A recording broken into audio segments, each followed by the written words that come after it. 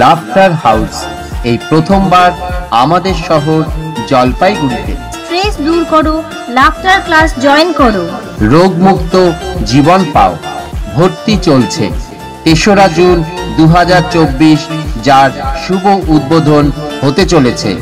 আমাদের কোর্সের মধ্যে আছে breathing exercise, laughter yoga exercise, laughter yoga dance, laughter yoga aerobic, laughter yoga Zumba, laughter yoga meditation, healing পাওয়ার। আজই যোগাযোগ করুন গ্রেটার কৈলাস, সমাজপাড়া, জলপাইগুড়ি।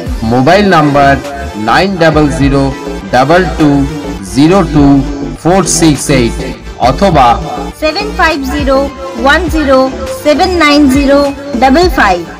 জলপাইগুড়ি পুরসভার উদ্যোগে করলা নদীতে জমে থাকা কচুরিপানা, নোংরা আবর্জনা সাফাইয়ের কাজ শুরু হলো। জল শহরের মাঝখান দিয়ে বয়ে যাওয়া টেমস নদীর সাথে তুলনা করা করলা নদীর শারীরিক ভাষা কমে যাচ্ছে। অনেকদিন ধরে জরাজীর্ণ অবস্থায় ভুগছিল। নদীতে জমে থাকা কচুরিপানা, নোংরা আবর্জনা পচে জলে দূষণ ছড়াচ্ছিল নদীর গায়ে। এতে একদিকে যেমন দৃশ্য দূষণ হচ্ছে, আবার অন্যদিকে জলে দুর্গন্ধ ছড়াচ্ছে বলে এলাকাবাসী থেকে শুরু করে একাধিক পরিবেশ প্রেমীরাও এই নিয়ে অভিযোগ করেছিলেন। বিভিন্ন পরিবেশ প্রেমীদের অভিযোগের ভিত্তিতে নড়ে চড়ে বসে প্রশাসন। বুধবার জলপাইগুড়ির বাবুঘাটে দাঁড়িয়ে থেকে কাজের তদারকি করেন deputy magistrate and deputy collectorate of Jalpaiguri পুরসভার এক্সিকিউটিভ অফিসার দেবদুলাল পাত্র। এই বিষয়ে তিনি বলেন, জলপাইগুড়ি জেলা শাসকের নির্দেশে ও জলপাইগুড়ি পুরসভার উদ্যোগে সাফাইয়ের কাজ আজ শুরু হলো। ধাপে ধাপে করলা নদীর সব ঘাটই পরিষ্কার করা হবে বলে তিনি জানান।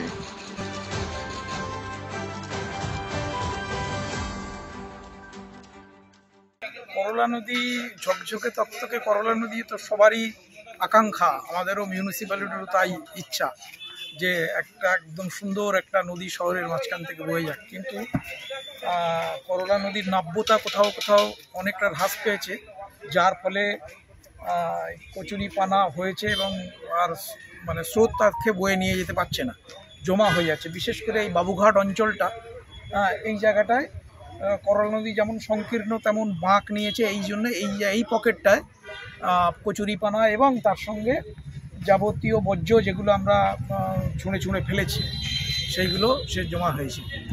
আমরা এটা আমাদের ডিএম ম্যাডাম বারবার বলেছেন যে করলা নদী একটা সুন্দর, করলা নদী সুন্দর শহরের মধ্যে থেকে যাবে, এটাই কাঙ্ক্ষিত। তো আমরা প্রশাসনের ইচ্ছা এবং আমাদের মিউনিসিপ্যালিটির চেয়ারম্যান, ভাইস চেয়ারম্যান এবং অন্যান্য কাউন্সিলর যারা আছেন তাদের ইচ্ছাকে পাথেয় করে আমরা প্রয়াস নিয়েছি কতটা আমরা করলা নদীকে জঞ্জাল মুক্ত করতে পারি সেটা দেখার জন্য। আজকের সবে শুরু করলাম আমরা, আজকের একটা নৌকা, কালকে আরও একটা নৌকা আসবে এবং আরও ম্যান পাওয়ার আমরা ডিপ্লয় করব, যাতে করে খুব শিগগিরই আমরা এই করলা নদীকে এই জঞ্জাল মুক্ত, অর্থাৎ কচুরিপানা বা অন্যান্য যে জঞ্জাল পড়ে আছে সেগুলো মুক্ত করি।